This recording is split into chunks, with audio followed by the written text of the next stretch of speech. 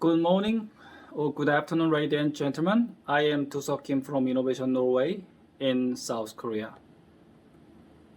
In January 2019, Korean President Moon Jae-in announced a hydrogen-based economy, including the government hydrogen roadmap.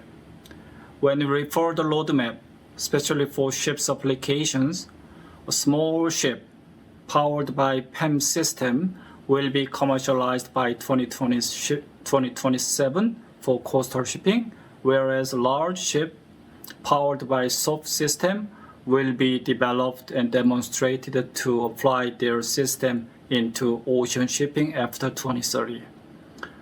Also, Korea is working for the development of liquefied hydrogen carriers for the commercialization by 2030. Regarding ammonia as a ship's fuel, Hyundai, Samsung, DSME received their first approval in principle through joint development project. For the development, Hyundai is working together with Saudi Aramco, and Yara as ammonia supplier is participating in the project team with the Samsung Heavy Industries. Regarding fuel cell powered ship, the big three shipyards in South Korea also received their AIPs from international classification societies, including from Norway. For the development, Samsung Heavy Industries is closely working with Bloom Energy's SOF system, whereas Hyundai team with Doosan Ceres power-based SOF systems. Further considering the limited capacity of green hydrogen production in South Korea, especially from 2030, Korea will import green or clean hydrogen from overseas market. Such mass hydrogen or ammonia import will trigger the technology development for the efficient seaborne transportation carriers. Hyundai Shipbuilding Group, together with a shipping company Hyundai Globis, received their first approval in principle for a 22,000 CBM storage capacity liquefied hydrogen carriers with the application of double structured vacuum tanks as CCS. The size of 22K stands for fully commercial operations in the near future. This is an ongoing project in South Korea. Hydrogen Ship Technology Center, located in Busan, launched a national project financed by several ministries to build and demonstrate a LNG hydrogen hybrid ship for marine waste treatment on board.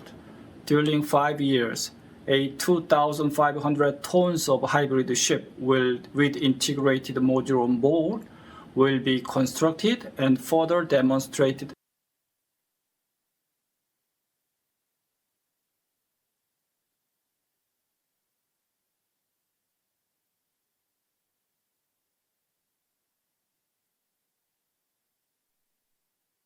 international classification societies, including from Norway.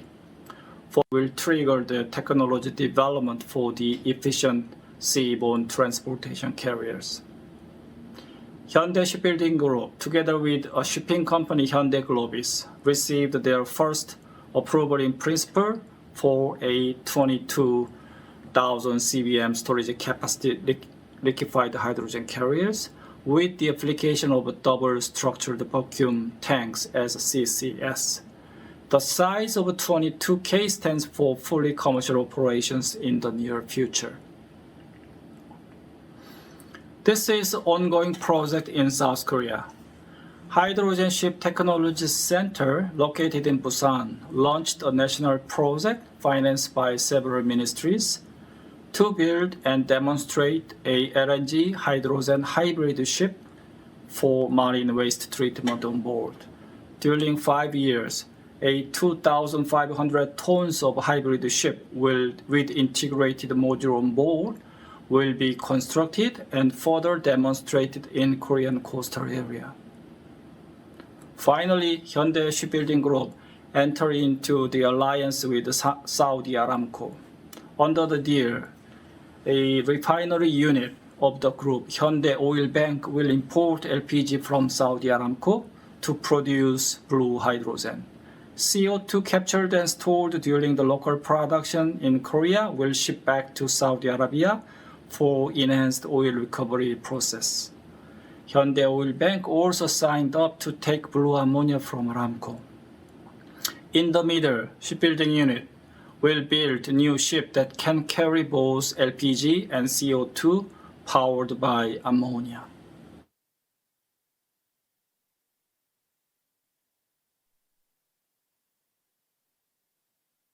Hello, everyone. Thank you for the opportunity to speak with you today on the essential role that hydrogen will play in a net zero future.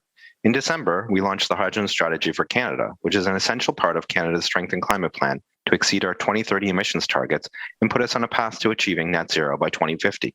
The Hydrogen Strategy is a call to action for governments, the private sector, and Indigenous communities and businesses, providing a framework to seize the economic and environmental opportunities that hydrogen presents across the country, while positioning Canada as a supplier of choice for clean hydrogen and the technologies to use it. It also highlights the need for strategic partnerships and international collaboration as essential pieces to seizing our domestic opportunities and growing the global market. The Hydrogen Strategy shows how Canada has several advantages, cementing our global leadership role. We're rich in the feedstocks that produce hydrogen, our energy and clean tech companies are strong, and our geographic assets position Canada well in a global trade market, both through the East Coast and the West Coast. And we have the expertise needed to achieve this through our pace-setting technology companies. In fact, name any country where hydrogen is being deployed, and the odds are that Canadian know-how and technology are at the center of it.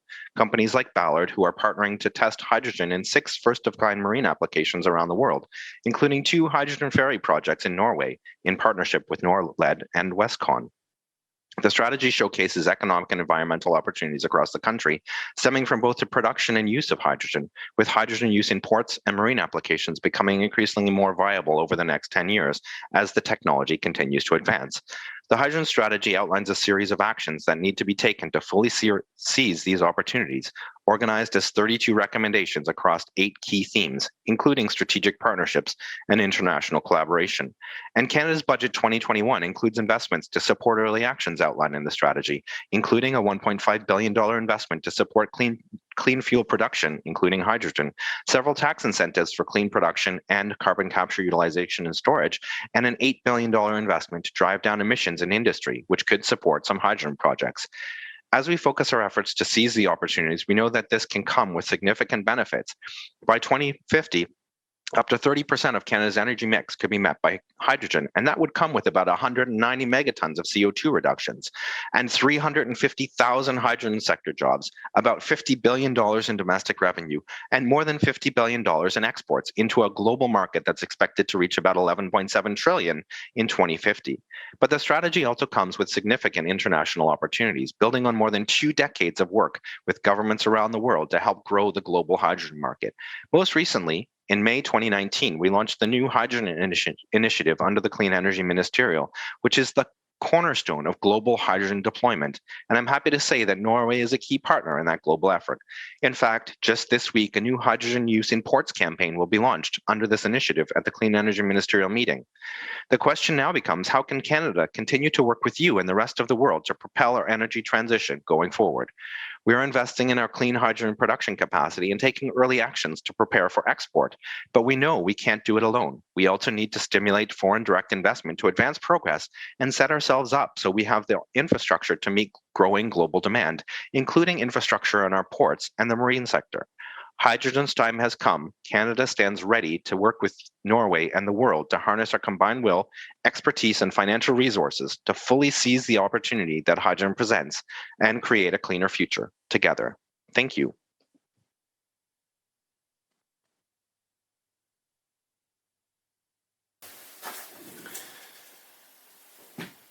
First of all, I would like to express our appreciation for giving me this opportunity. I am in charge of environmental and technology development policy in maritime sector in the Japanese government.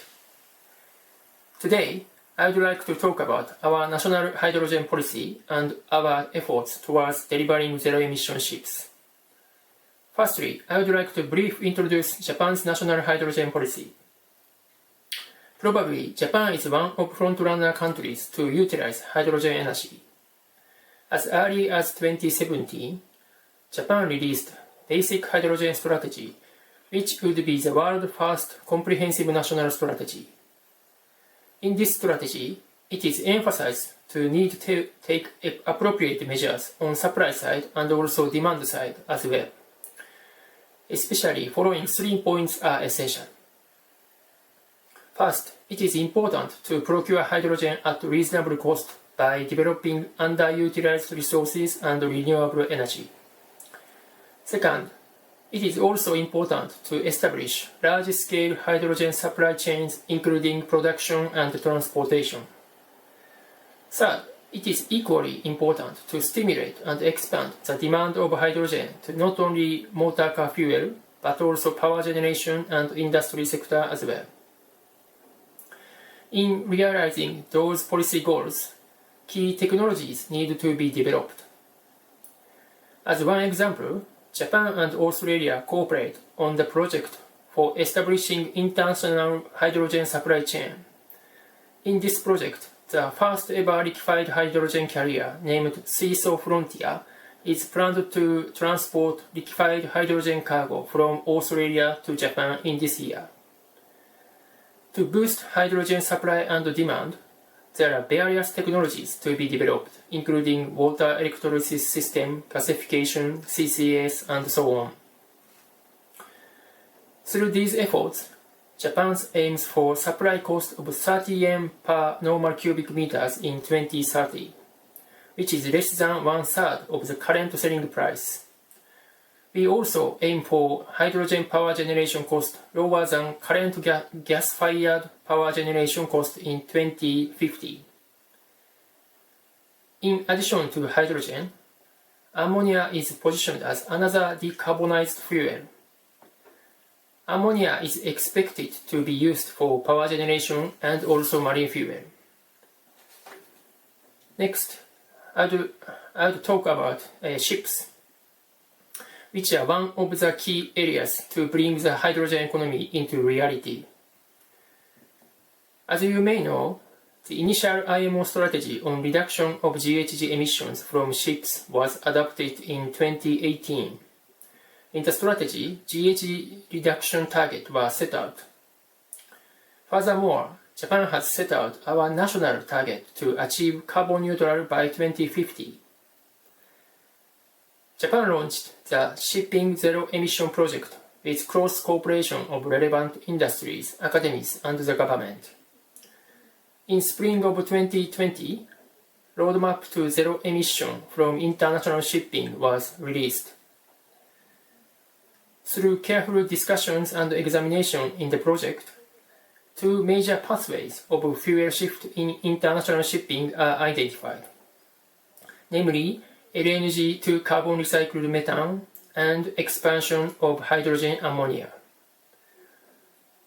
In the project, we also illustrated 4 types of zero-emission ships: hydrogen-fueled ships, ammonia-fueled ships, super-efficient LNG-fueled ships, and onboard CO2 capturing ships. With the guidance of the roadmap, Japan aims at delivering the first ever safe and commercial-ready ocean-going zero-emission ship to the market at the latest by 2028. We are committed to delivering zero-emission ships and accelerating our efforts to develop and demonstrate technologies and lead discussions of international regulations. Finally, Japan looks forward to cooperating internationally to contribute reduce GHG emissions and realize hydrogen economy. Thank you for your listening.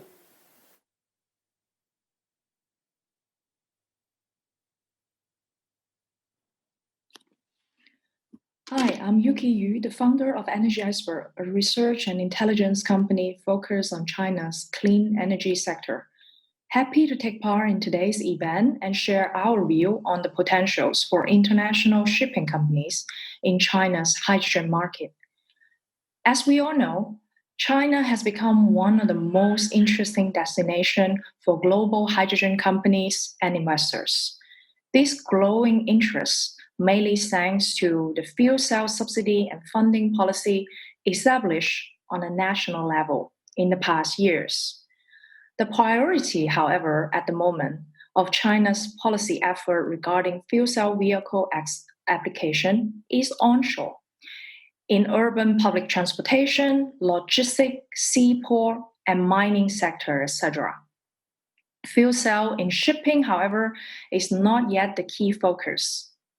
Nevertheless, as China commits to reach net zero by 2060, many industries, in our views, are under major pressure to embrace hydrogen as a low-carbon transition solution.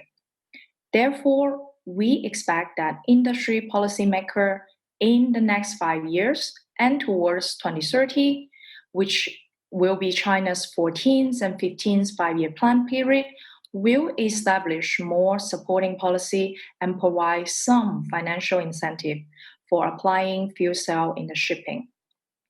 First, the emphasis will be on fuel cell shipping R&Ds. And application and demonstration will firstly take place in China's inner river system, as we understand, which are the Yangtze River, the Pearl River, and the Grand Canal. And meanwhile, a handful of coastal cities could see the demonstration for fuel cell ships apply for the offshore island logistics. In these areas, a very limited number of demonstrations are already in place, namely in Guangdong province, the Green Pearl River Initiative, where local funding will be provided to support fuel cell ships application. But other than that, as we know, Anhui province, Dalian city of Liaoning, and a few cities in Zhejiang province had all announced their local policy to support fuel cell ship application and R&Ds. In these regions, new demonstrations are expected to kick off in the coming years. Despite that the market is such an early stage, opportunity for shipping industry do exist in our eyes. At this stage, opportunity mainly involve research and R&D cooperation. That means on a government level, cooperation to develop fuel cell shipping criteria, safety regulation and standards. And on the industry level, the opportunity will be surrounding the industry bottlenecks, hindering the application of fuel cell in shipping. The most important bottleneck in our eyes to be solved is the design of fuel cell system that's suitable for shipping setting, which is safe and cost competitive. And besides that, we believe that liquid hydrogen storage in ship, hybrid fuel cell system management, gas refueling infrastructure management in harbor setting are among the most critical bottlenecks. In this area, opportunity will be found. To conclude, that we believe that it's already time for international companies to follow closely Chinese markets development. The key advice from us would be not only focus on the national level's policy making, but really zoom in to the regional and local level, because a lot of the movement will happen first in a regional level. For that, we are happy to help to bring more Chinese market and policy insight from both the national and the local level.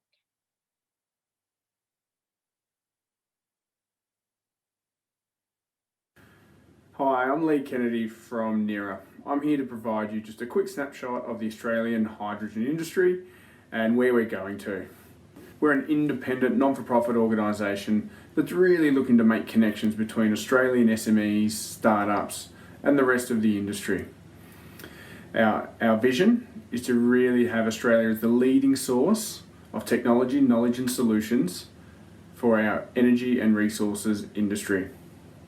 We do this by creating industry projects and challenges and really align what the Australian SMEs and technologies are looking to develop with our big operators like Woodside, Chevron, Shell, all the traditional names in the oil and gas space you would know well. We're seeing so many commonalities between the oil and gas industry and the emerging hydrogen industry. So just a quick update, Australia is really well positioned to take advantage of the opportunities that are being created in Asia Pacific, but more broadly around the world. The clean hydrogen that is being looked at from Japan and Korea needs to be sourced from somewhere.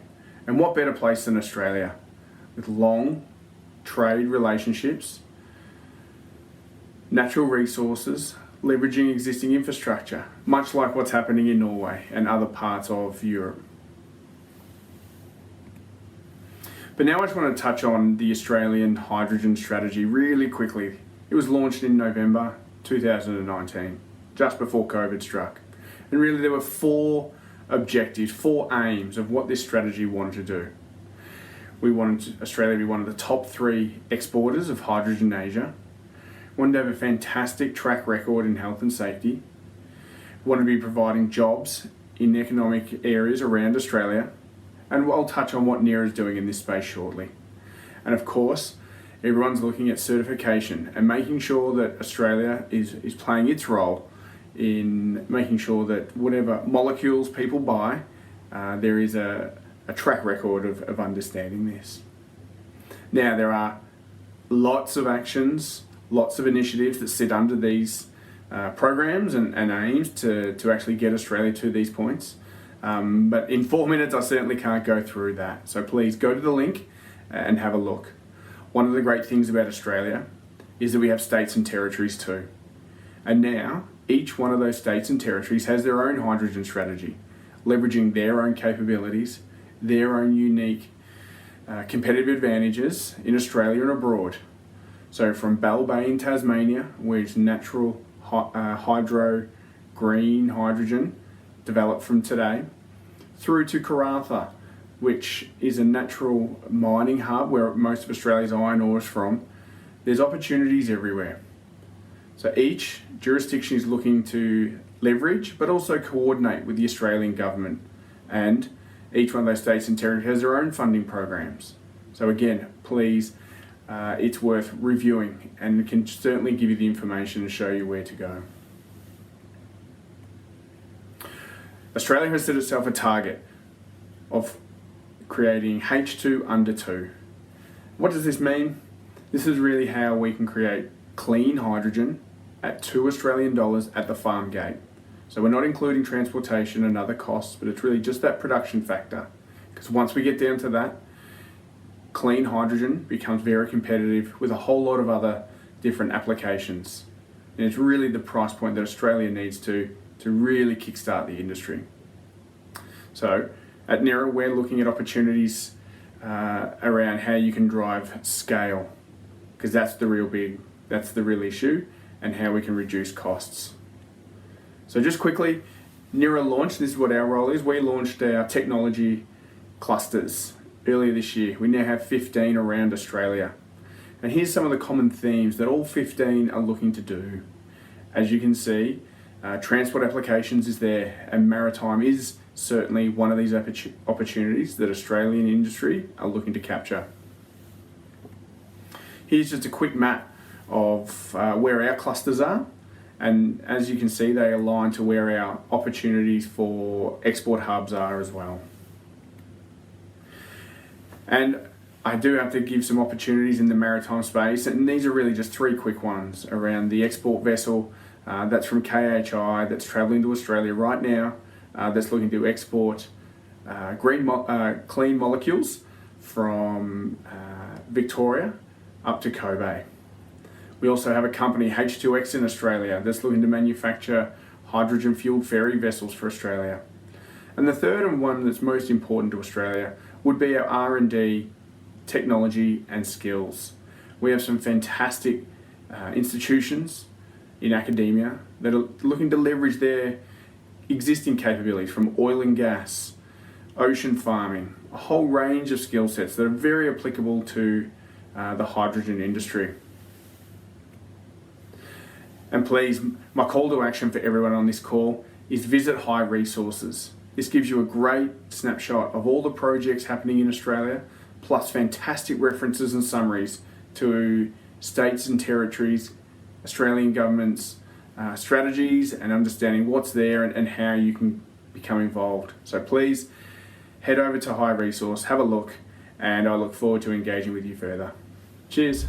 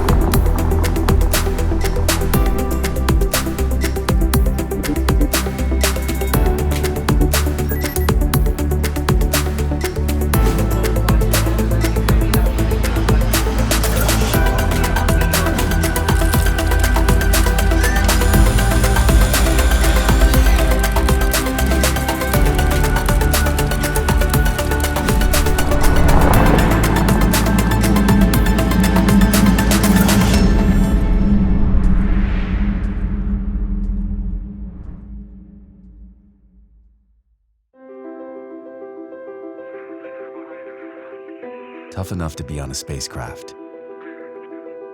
Light enough to be in vehicles. Some call us pioneers or enablers.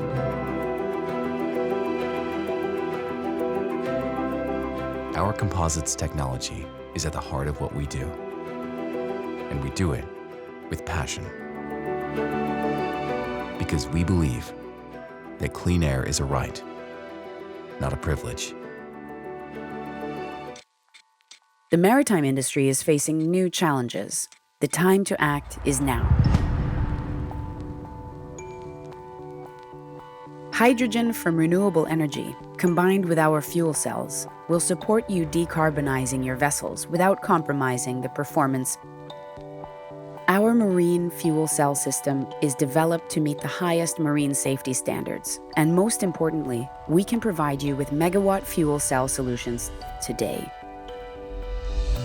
With us as a partner, your vessels will have high performance, efficiency, and safe operations with true zero emission. It's time to move to a sustainable shipping. Join the next big wave today.